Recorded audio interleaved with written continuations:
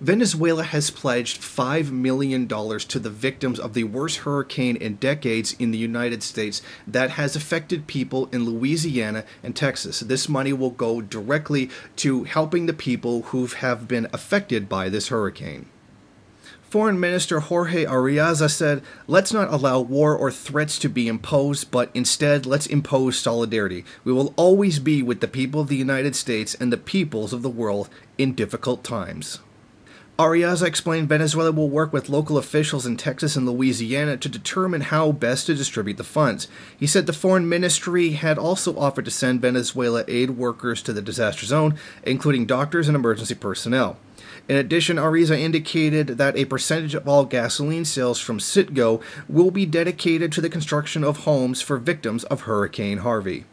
Hurricane Harvey has already claimed at least 31 lives, while leaving over 30,000 people in need of aid. The storm is expected to be the most expensive in U.S. history, with a private weather firm, AccuWeather, estimating it will cost about $190 billion. That's roughly equal to 1% of the U.S. GDP.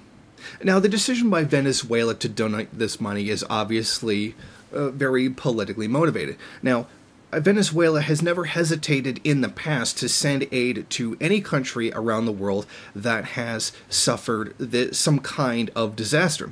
And this is typically a Latin American character. As you'll recall, during Hurricane Katrina, Cuba offered 100 doctors that they could spare to be sent to the affected areas by Katrina to serve people that were hurt, that were injured, etc. Now, this offer was rejected by the United States, purely for political reasons, which is really sad considering that the people in those affected areas genuinely needed that help. Now, Venezuela has always demonstrated the solidarity towards individuals who were suffering through a bad time, even if they are coming from the country which is carrying out one of the worst economic wars that a country has ever faced. And this shows much of the character of the Bolivarian Revolution, that despite the inhumanities that the United States is carrying out against Venezuela, it is still willing to help those people in their time of need. And the fact that Venezuela can be so generous at this time while the United States is being so vehemently destructive speaks very much about the character of the United States. And we're not talking just about the government and its federal policies alone. I'm talking about, these so-called good Christian people like Joel Osteen, who have refused to allow his megachurch to be used as a shelter for people who have been displaced because of the storm. And as we've probably seen the meme going around, Joel Osteen says, or at least allegedly, according to the meme, as a joke, that the only thing his church is a shelter for is a shelter from taxes.